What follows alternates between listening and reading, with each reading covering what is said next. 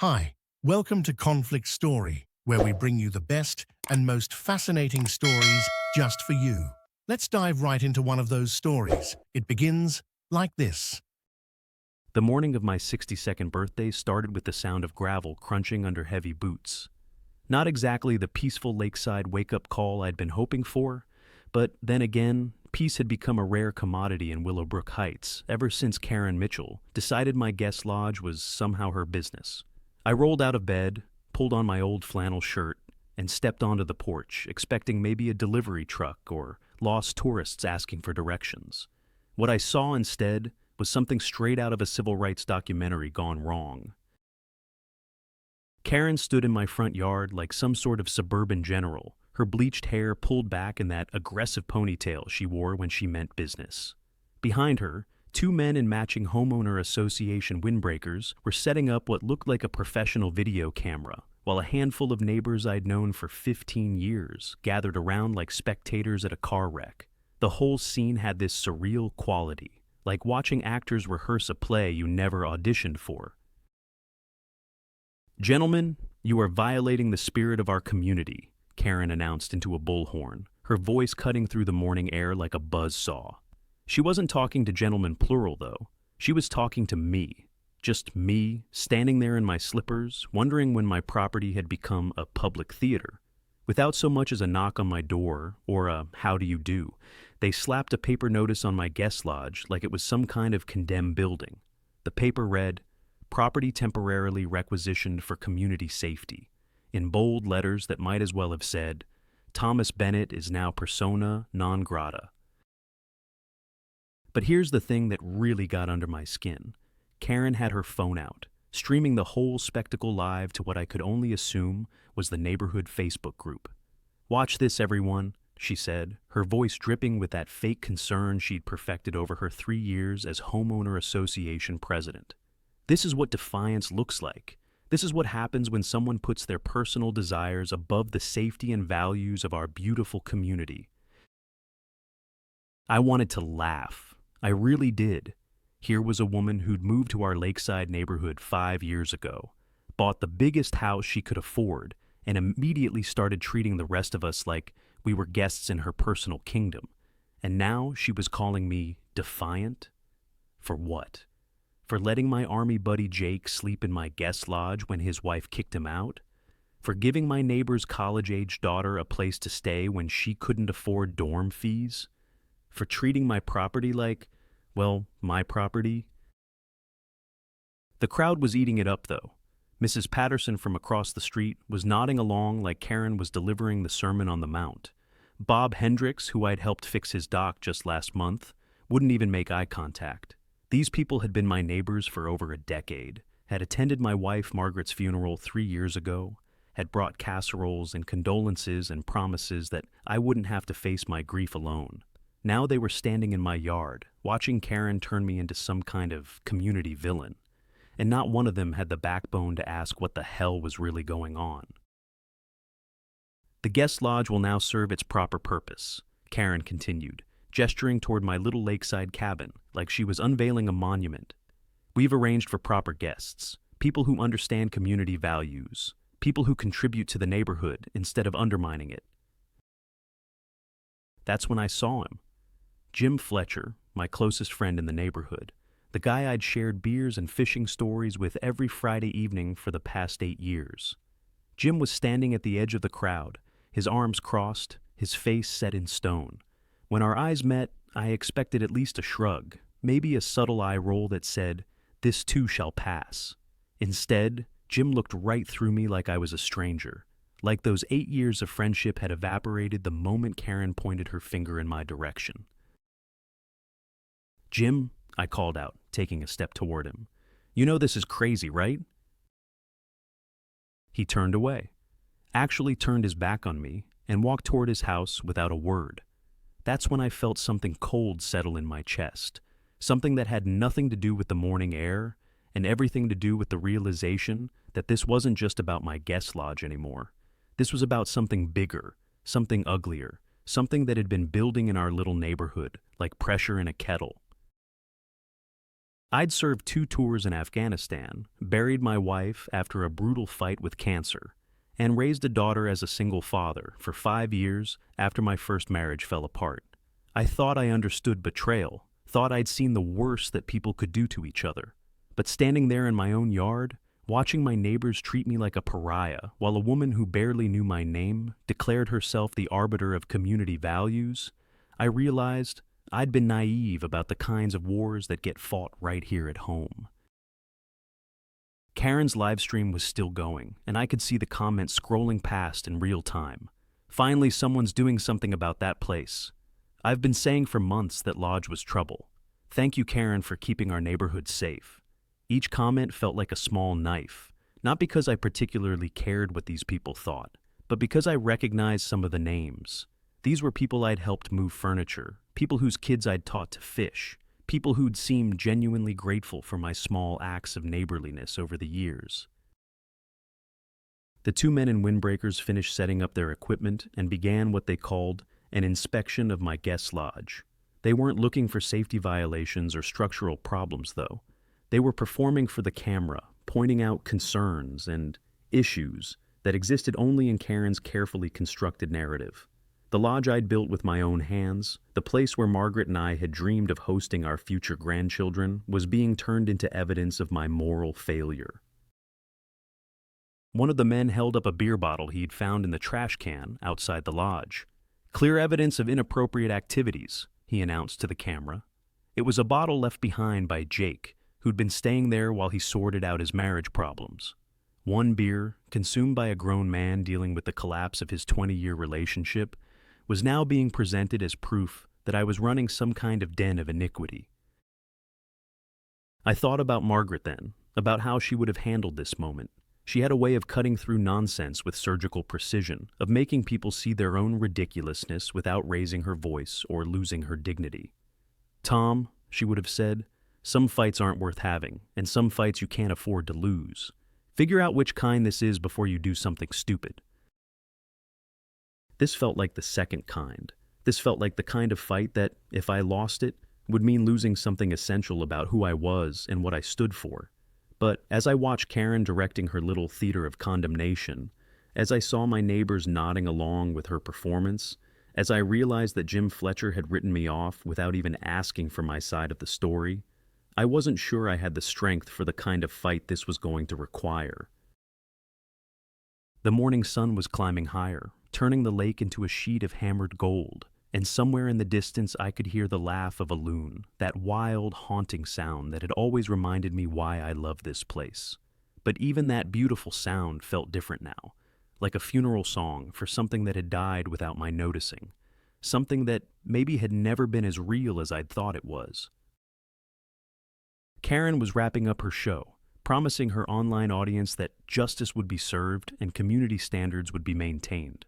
The crowd was beginning to disperse, people drifting back to their houses and their morning routines, like they'd just witnessed a minor inconvenience rather than the systematic destruction of a neighbor's life.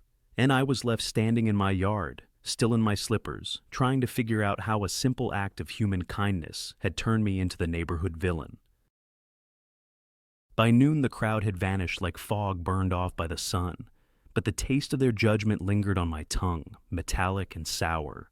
I spent the next hour pacing my porch boards until the wood groaned, replaying every measured word Karen had thrown at me when an aging Chevy kicked up dust on the gravel lane. Out stepped Sarah, my 35-year-old hurricane of a daughter, dressed for city life in boots too clean for this lakeshore and sunglasses big enough to hide any emotion. She killed the engine, scanned the knocked-over flower pots and the eviction notice still flapping on the lodge, then fixed me with that prosecuting attorney stare she inherited from her mother. "Dad, tell me you didn't start a war with the Homeowner Association before breakfast." I opened my mouth, but the words jammed in my throat like nails in old wood. Funny thing is, I had 30 different explanations, yet none that would make her believe a neighborhood could turn feral overnight. We walked toward the water, and the silence between us felt like crossing a minefield. A ribbon of wind tugged at her hair and carried the sweet smell of pine and diesel from a distant boat. Finally, I managed, "They've decided my lodge is community property now." She snorted, the same way she used to when a math problem didn't add up. "You own a deed, Dad." I shrugged because logic had left town this morning. She ran a hand across the lodge's cedar siding, fingertips pausing over a knot like a doctor feeling for a pulse. When Mom designed this place, she dreamed of us spending summers here. Now some bureaucrat in yoga pants thinks it's her Airbnb. The sarcasm was pure Sarah, but her voice wobbled on the word Mom, and I caught the shimmer of unshed tears behind those sunglasses. An hour later, we marched into the weekly Homeowner Association meeting at the community center, a low brick building that smelled of floor wax and stale coffee. Me in my work boots, Sarah in her city armor. Every folding chair was filled. Karen sat at the front, flanked by her 2 windbreaker henchmen and a freshly printed banner that read, "Commitment to Community." The fluorescent lights bleached the room into a hospital palette, and when the murmurs died, Karen's lips curved like the edge of a pruning shear. "Mr. Bennett," she said, "thank you for joining us. We're prepared to offer you an amicable solution." She slid a single piece of paper across a plastic table. It was a voluntary stewardship agreement. I would transfer day-to-day control of the guest lodge to the association, and in return, they would consider rescinding future fines. Consider, not promise. Sarah's fingernails dug crescent moons into my forearm. "This is theft," she whispered. Karen heard and smiled wider. "Not theft, community cooperation. And to prove our goodwill, we've already arranged temporary occupants who truly embrace our values." At her signal, the side door opened. 4 strangers in pastel polo shirts filed in, carrying rolling suitcases and selfie sticks. The room erupted in approving chatter. I heard cameras click as if my humiliation required archival quality. My pulse hammered. I wanted to shout that the lodge was built with Margaret's sketches in my calloused hands, that every shingle carried a memory. Instead, I felt something inside me crack, not loud like thunder, but soft like ice under spring sun. I picked up the cheap ballpoint, signed the agreement, and pushed it back. The applause that followed was polite, almost bored, like they'd just watched a city council vote to repaint a crosswalk. Outside, Sarah spun on me. "You just surrendered." I met her gaze and saw Margaret's fire in it. "I didn't surrender," I muttered. "I bought time." Truth was, I wasn't sure who I was lying to. By sunset, the proper guests had moved in. Strings of solar lanterns dangled from my lodge's eaves, casting party-colored halos on the water. Laughter spilled out, high, artificial bursts like canned studio reactions. One of them blasted pop music that ricocheted off the cove, drowning the plaintive calls of loons. I sat on the end of the dock with a bottle of cheap bourbon, legs dangling above black water that smelled of algae and gasoline. Sarah paced behind me, phone in hand, drafting furious texts she never sent. At some point, she muttered something about calling a lawyer. I shook my head. Lawyers fight with paper. Karen fights with spectacle. Different battlefield. Night deepened, and the lights from the lodge painted restless ripples. I finished the bottle, felt warmth spread through my chest like a slow house fire, and decided I needed distance from my own shore. I untied my old aluminum skiff, slipped into the driver's seat, and cranked the motor. The engine coughed like a smoker, but caught. Sarah shouted, "Dad, where are you going?" "For air," I slurred, waving a sloppy salute. Halfway across the lake, the motor sputtered, starved or maybe offended by my drunken steering. Wind whipped cold spray against my face, sobering me just enough to realize how dark the water looked without shoreline lights. A memory slammed me. Night patrol in Helmand, the world reduced to moonlit silhouettes, and the knowledge that one wrong step could end everything. My hand jerked on the tiller. The skiff tilted. I lost balance. Next thing I knew, the lake swallowed me. Shock froze my lungs, tasted like iron, sounded like silence. My right hand struck something, edge of the boat maybe. Pain bloomed up my arm. For a heartbeat I considered relaxing, letting the water smother all of today's absurdity. Then Margaret's voice surfaced in my head, stern and loving. "Don't you dare leave Sarah alone with this mess." I kicked hard, broke the surface, grabbed the gunnel with my good hand, and heaved myself back in, shaking and gasping and laughing at the stupidity of almost drowning in a lake I'd swum since boyhood. I drifted until dawn, bled pink into the sky, my soaked flannel plastered to my skin like grief that wouldn't dry.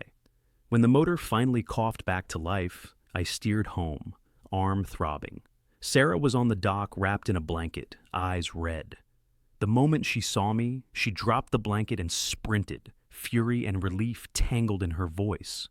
I hauled myself out, collapsed onto the planks.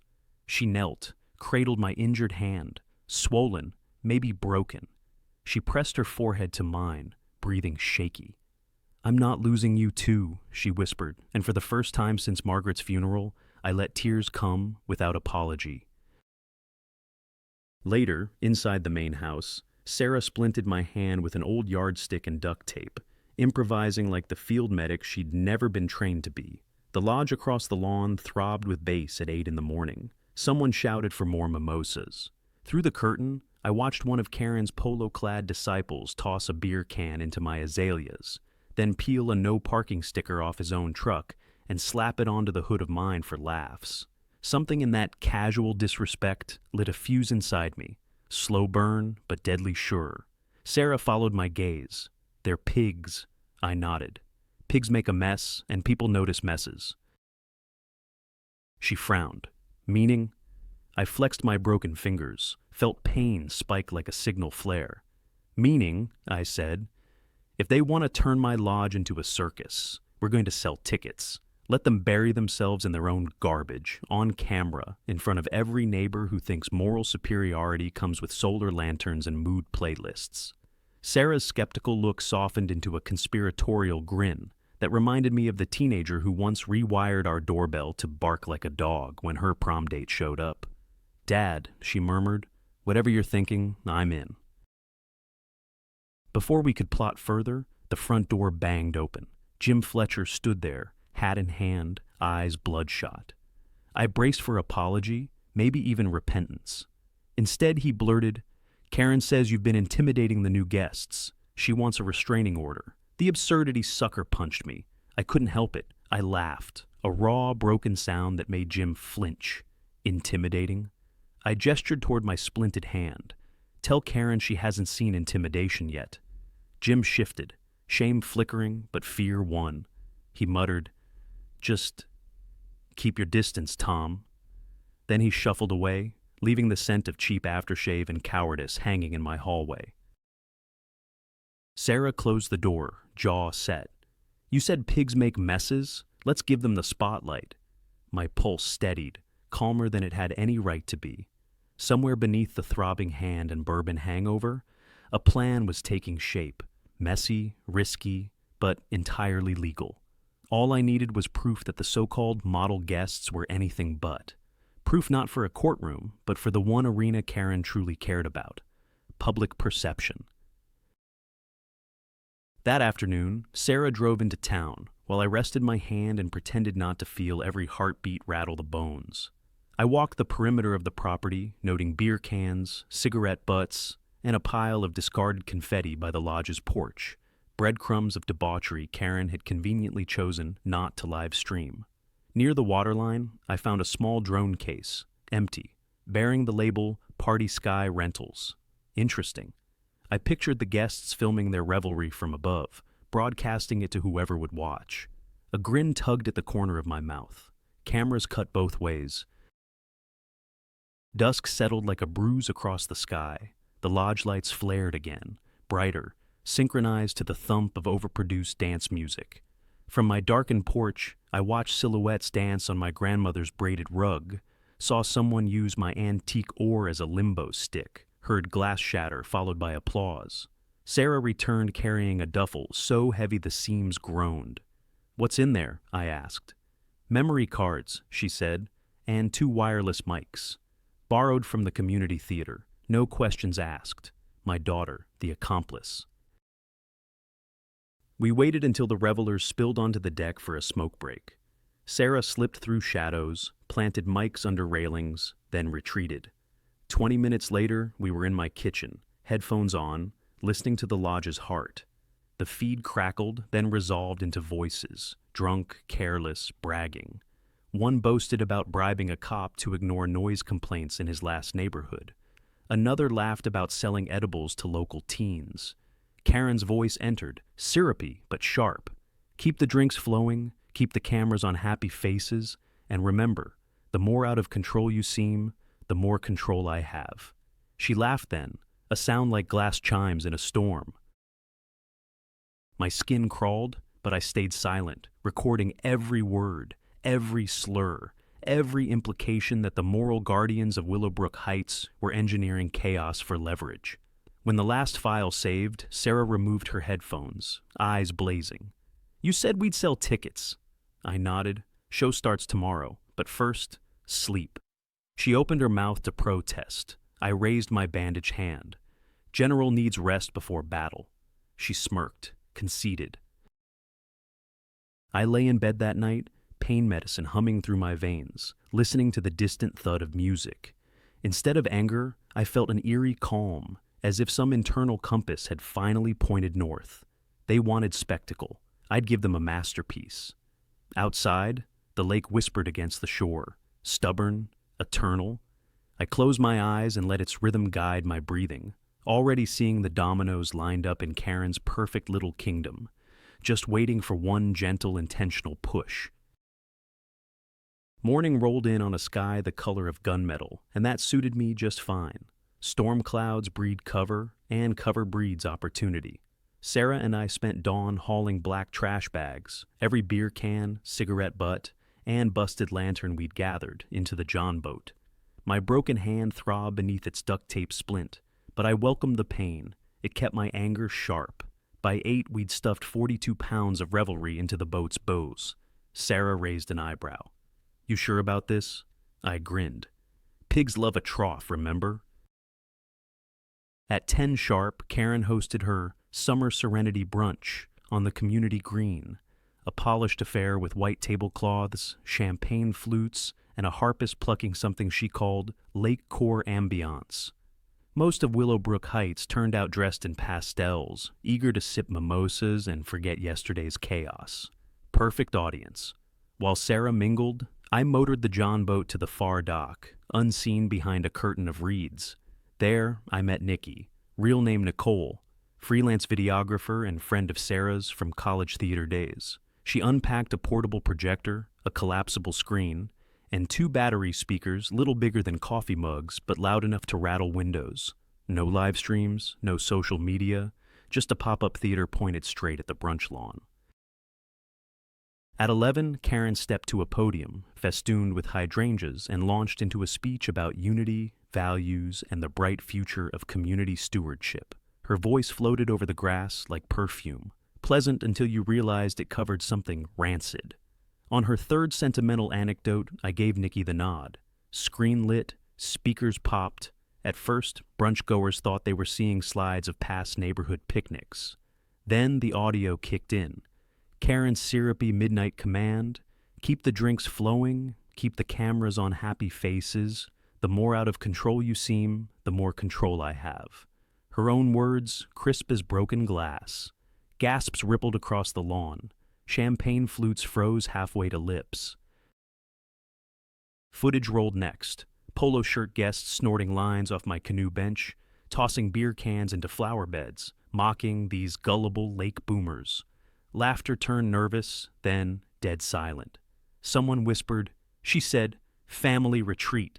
A child burst into tears when an on-screen reveler hurled my grandmother's rug into the fire pit like a joke.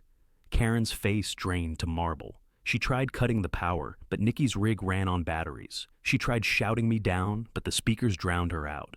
And all the while, Sarah, dressed in HOA pastel perfection, stood beside Karen's podium, hand hovering over a 5-gallon bucket hidden beneath a white cloth. As the last clip, Karen pocketing cash from a drunk guest as thank you for the free lodge, hit the screen, Sarah whipped away the cloth. 42 pounds of sticky trash tumbled across the dais, splattering Karen's designer flats. Happy footage matched fresh evidence. The stench of stale beer and ash hit like a slap. Karen recoiled, gagging. Serenity Brunch transformed into panic buffet. People stumbling back, dresses stained. Someone screaming about recycling violations. I walked onto the platform, splint visible, voice steady. "Funny thing, neighbors," I said. "You worried my lodge was a threat. Turns out the threat came with lawn apps and custom hashtags. I never raised my tone. Didn't need to. Truth moves like shrapnel." Karen lunged for the mic. I stepped aside. She slipped on a beer-soaked Solo cup, flailed, and landed hip-deep in the garbage pile. Cameras flashed, dozens of guests capturing her own downfall on their phones. Not because I asked, but because humiliation sells better than brunch. She clawed free, eyes wild. "This is slander! Staged!" I nodded toward the screen, now frozen on her cash exchange. "Stage by your own words, Karen." She opened her mouth, closed it, opened again like a fish yanked from water, then fled through the crowd, trash clinging to her blazer like barnacles. Chaos simmered but never boiled over. People were too stunned. Jim Fletcher approached, hat crushed in his hands. He didn't meet my eyes, just muttered, "I forgot who you were, Tom." I let him stew in the sentence, then quietly said, "Don't forget again." He nodded, shame heavy as wet wool, and walked off without asking forgiveness because some debts can't be paid in public. By evening, Karen's solar lanterns were gone from my eaves, the lodge vacated by dawn flight partiers who wanted no part in her sinking ship. I found the keys on my porch, tied with a ribbon the color of defeat, and a note scrawled in shaky handwriting. Temporary stewardship, relinquished effective immediately. No apology, just retreat. Sarah and I stood in the empty lodge, air thick with smoke residue and spilled liquor, broken picture frames, scorched rug fibers, a shattered oar, sacrifices to Karen's vanity. My daughter ran a hand over a gouged windowsill and exhaled a shaky laugh. "Mom would have given this place a fresh coat of paint and called it character," she said. I pictured Margaret sketching floor plans at that very table, sunlight in her hair, and felt grief mixed with something brighter. "Maybe character is exactly what it needs," I replied.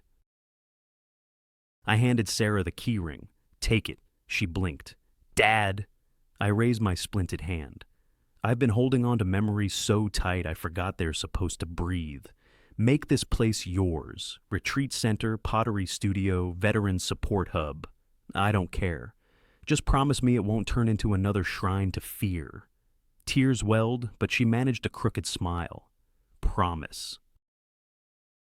Later, we burned the stewardship agreement in the fire pit, ashes swirling up to meet the first stars. No lawyer, no court order, no votes. Just a daughter's determination and an old man's stubborn refusal to bow. Karen's reign didn't end in a headline or a courtroom. It ended in the echo chamber she'd built, collapsed by the weight of her own hypocrisy. When the flames died, I sat on the dock, lake calm as polished obsidian. Sarah headed inside to draft renovation plans, already humming with ideas. My hand still ached, ribs bruised from cold water and colder words, but somewhere beneath the soreness lived a quiet pride. I hadn't saved the lodge by force or popularity. I'd simply shone a light and let rot reveal itself. Sometimes that's all a man needs to do. A loon's call drifted across the surface, haunting and hopeful. I raised an imaginary glass to Margaret, to fresh paint and second chances, to a community that might learn the difference between unity and uniformity. And as the breeze carried the last smoke of burned lies over the water, I let myself believe that, just maybe, tomorrow's sunrise would smell less like battle and more like home.